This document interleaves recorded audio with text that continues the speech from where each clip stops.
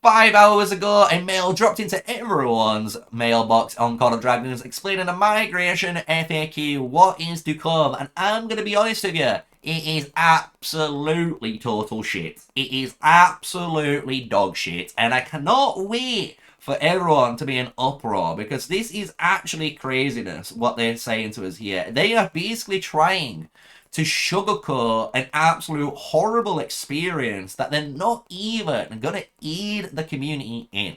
So let's break down all of these different queues and explain what is going on with the new migration pattern so far.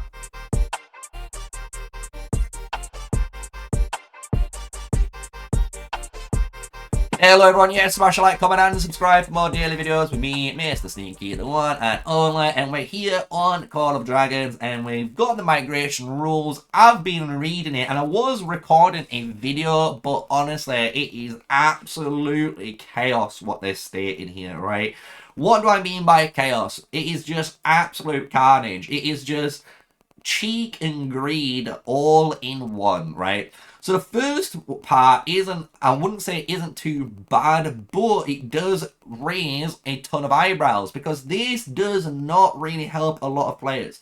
It just says, how is the required amount of migration permits calculated? This is something that we all kind of knew. If you've never known this from Rise of Kingdoms, you've been sleeping under a rock, just Google or YouTube some Rise of Kingdoms calculations. You'll be surprised on how much they are copying and pasting from that game to this game, right? Even this listing here looks pretty much the same as before.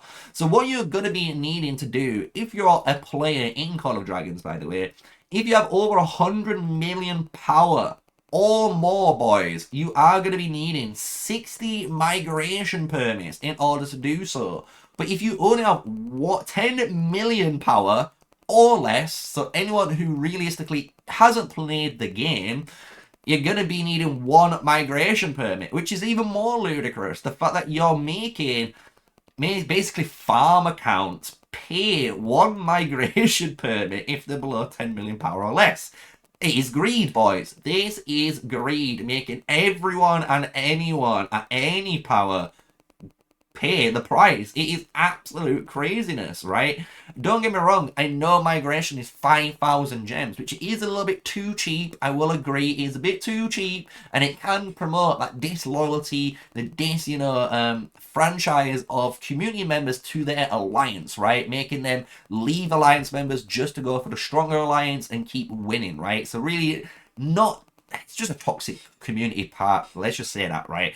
However, that's nothing to do with, again, the gems. I just think that's just due to the system of how we are currently in with the, migrating into only the pool of 8 kingdoms that you're allowed to migrate into. However, the thing is with this, it gets even worse, guys, because the thing is, a lot of players know you're able to get migration passes in Rise of Kingdoms through the alliance system, and in this game, you're going to be doing the same thing. However, it is so much worse because they are purposely ramming down our throats that you must be buying these bundles to migrate. They are making you spend money to do this. The way I can justifiably say that from an assumption is the way they've put this first point in here. By purchasing them from the Alliance store, the price is expected to be around 400,000 Alliance points, which is ridiculous, guys. That is so high in order to get that. The amount of time that is going to be required to generate 400,000 is obscene. But on top of that, 1 migration permit will refresh every week. That is the stab in the chest. Because if I am a player like myself, that could be a free-to-play player or a low spender, right? You're around 30 million power. You're around 50 million power. You're about to touch the T5 spot, right? And you're wanting to migrate. Well, guys, it's going to take us, arguably, well, if it's 4 migration permits per month, right? Because we get 1 every week. You can imagine after 5 months, we have now gained over 20 migration passes, and I will still assume that most players are going to be needing an average between 15 to around 30 passes. That is my average guess that most players are going to be required to have in order to migrate, which is again ludicrous, guys. The amount of time it's going to cost any free-to-play player in order to do this. So what this basically entails is, guys, if you're planning on migrating, please, please, please get your kidneys sold, get your mum's credit cards, do whatever you need to do, because you are definitely going to be purchasing monthly bundles in order to do these. And on top of that, guys, monthly bundles. These are not weekly bundles, meaning if you're a spender and you are over the 100 million power limit, maybe the first monthly bundle might grant you 50 passes tops. Who knows? Who knows? We don't know anything regarding that because this whole mail doesn't give us any sort of information that we actually need as customers and players of the game, where they're bringing in all these different new mechanics, these things that are basically costing players money in order to do so, but they're not being transparent at all and just giving us this weird sugarcoating explanation about it. And to be honest, as you can tell, I am sick and tired of it. I am absolutely sick and tired of it, especially when it comes to migration. I honestly believe the devs made a massive mistake here before I even carry on reading any more, by the way, because there's some more craziness to come. But they've done a massive injustice to the community. They have been greedy here, and they should have allowed players, especially anyone in servers 1 all the way to 100. So anyone basically in that season B2 experience that everyone's watching live, like myself, NASA versus BDO, the PTW comeback on FS, all of that stuff, right?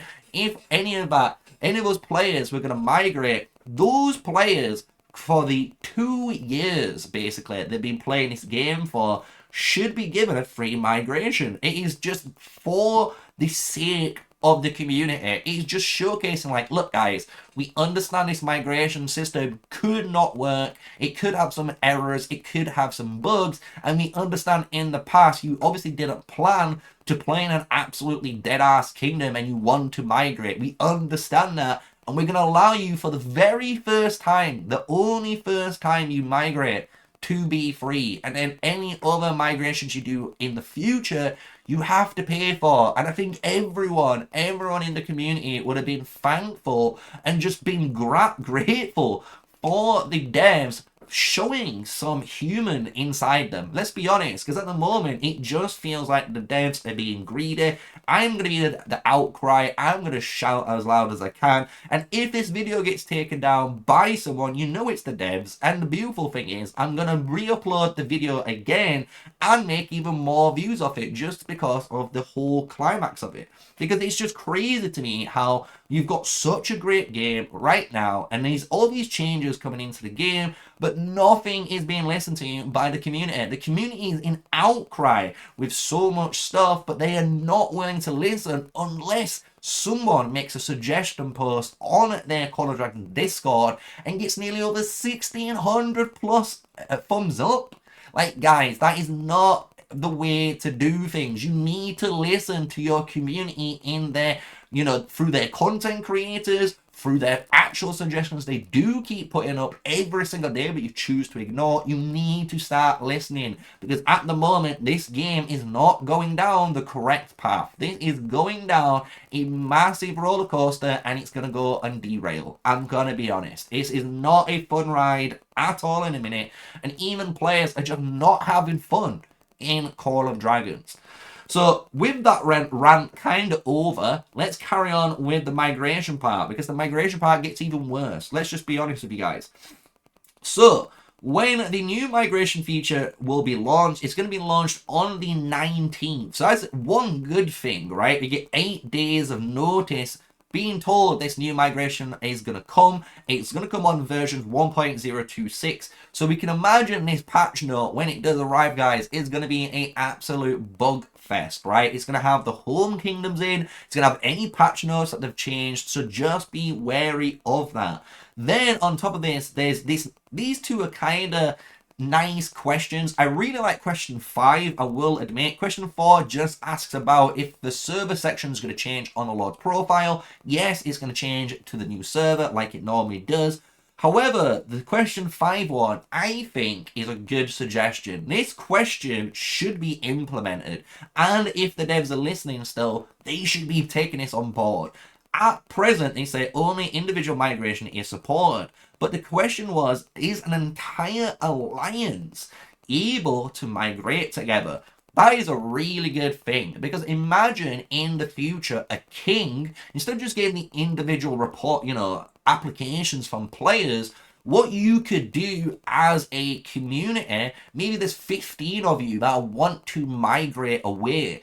15 of you could join an alliance. That alliance could then apply to migrate into a server, and that king can then click on the alliance and see the 15 migrants that are coming through. So I actually think that's a really good idea, and I think it should be implemented, and it would be a really good experience and make things smoother for group plays and group migrations instead of just the individual case scenarios. So I really do like that. Question 5, big props up to whoever suggests that. I want to give you guys a big W because you are the community that keeps this game rolling. But now we're on question 6, and this is a long one, right? This is going to explain how the whole system works. And this is basically where I'm going to kind of try and make this a lot more of a summary over this craziness that's here. So the first thing you need to know, you are only going to be able to migrate from a server to another server if it's in the same season. So what that means is if we leave this area and jump into the whole kingdom maps, right? If we go into the season overview, if you are in season Belleron 2 like myself, so any server now in these servers, 24.1 going all up to 24.15, can now migrate to each other. Every server now is going to be available to migrate because they are in the same season. Same with Tamara Season 1, Belleron 1, Season 2, and Season 1, right? However, the big thing that you need to take from this is not just the season you're in. So if we go down and just bring it back up, you need to make sure when you're migrating, even if you go into the same season, that server is out of a season, it's not currently fighting in a season basically, and it's about to join one, right? So you can see on the divisions or how it, will come out. At present, only migration servers in the same season. In the home realm battle preparation stage and before the new season preview is supported. So you need to make sure you migrate before any new season starts in that season in that server, and you need to make sure that server is not in a season as well. So it's pretty simple. It's very similar to Rise of Kingdoms. It's crazy, I know, who would have thought? But this is where I kind of am a bit raising my eyebrows again, because they don't give us enough information. Because they've divided migration into 2 types, which is a bit stupid in my eyes. They've done season migration and special migration. So a season migration is exactly what I've just explained. This allows any player to migrate into that season, obviously with the king's approval. You need to make sure you've got the, passports or the merit permits, migration permits available to, go into that server. But the special one is if the server's full. So if the server's full, the king has an ability to allow a special pass. You can let your boy in, even if you're full, you don't need to worry about it, because you can give the special pass. You can go through the back door, boys, and join the server. The one thing is, though, it doesn't tell you how many. I don't know how many. And I don't like this feature either. I don't like the fact that if a server is maxed out, it can technically still snipe and steal other players and use the special migration case system to grow even bigger, right? So I don't know about the special migration. I think the philosophy of it was kind of cool, but in practice, I don't think this is going to be as good as they think. I don't like this system. I think they should just remove it and just leave things simple. You don't need to make any special migration rules. If the server is full, the server is full, not overfilled. Because imagine you get a glass. Imagine a glass of pop, boys. There's only so much volume in here. I cannot overfill this and it doesn't spill. And that is what's going to happen. I reckon it's going to cause massive issues, and the spill is going to be the consequences of not listening to just simple and basic ideas over trying to make something just silly. Let's just say it's just silly now, right? There is going to be some more stuff here to do with server status classification. So you can see how much your power it needs to be, even if you're in the seasons, right? So this just showcases the green, orange, red markers. So that's kind of how it is. Now, at the bottom, it says season migrants must meet the basic conditions, such as reaching a certain city level, having resources within the storehouse limit, not being in war, and others, and consider other matters such as migration cooldown and post-migration event points. Special migrants must also meet additional special conditions, such as the destination server kings requirements, application limits, and application validity periods. To keep this FAQ short, we won't outline all the conditions here. You can find them all in the game update. We want you to put them in the mail. That's the whole point. We don't care if this is going to be a long mail. We want that information. We are paying to pay for this game. We are literally paying this game, right? We spend money in this game. We need to know this information. Stop hiding it until future, because you know this is going to be a very, very bad thing. If this was a good suggestion, why do you not just post all of the outlines of what's required for players? Because then players can then find out and plan ahead accordingly in order to do this. So you can see throughout here, I'm just saying, this is just a absolute slap in the face for any player in Call of Dragons. If you think right now you are happy and you're okay with this, you are absolutely just delusional and just cloaked by this Call of Dragons facade, thinking this game is doing good, because it's not doing good at all, guys. And this game needs to start listening to community members. It needs to listen to content creators. It needs to start listening to other areas, because right now it's only listening to itself. And when it listens to itself, it keeps going down the wrong path. And by going down the wrong path, you're going to get massive backlash, big suggestion pushes like we've seen already happen with the prior one that's just gone on. And you're just going to have to walk backwards. Like, why are you making this game so difficult to be a part of? The game's an MMO, and you're not treating it like an MMO. You're treating it literally like a prison where if you're playing this game, this is the way you play it. This is how we want you to play it, not how you want to play it. And that is the biggest problem, I think, with Call of Dragons. The devs have this mentality where they believe the game needs to be played their way. But it's not your game. I know you're creating the game, but it's not your game. It's the community's game. It's the target audience that you are making it for. And you can see so far, everyone in the target audience, everyone in the community doesn't like the game for so many reasons. And the game isn't even growing. Comparatively, you can look at another game called Whiteout Survival. It's a lot more basic compared to Call of Dragons. But it's growing every single day because it's actually listening and implementing changes that positively impacts the community. And this game came out at the exact same time as Call of Dragons. And to this date, guys, it is the most popular video on my channel. Imagine that. It's just craziness.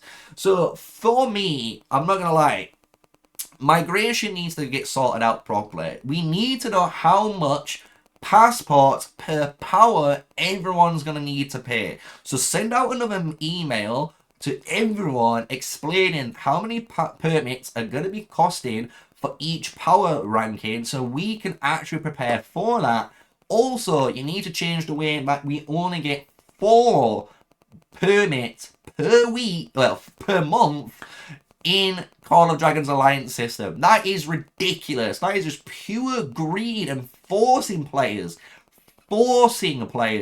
into spending, which is not a valid thing. You should not force players into a decision, which is clearly what's happening right now. And I am mad. This is going into 20 minutes, and I'm not going to let it go to 20 minutes. So this has been the migration port mail. It's been my rant to my uproar. I've been fuming. I'm not happy.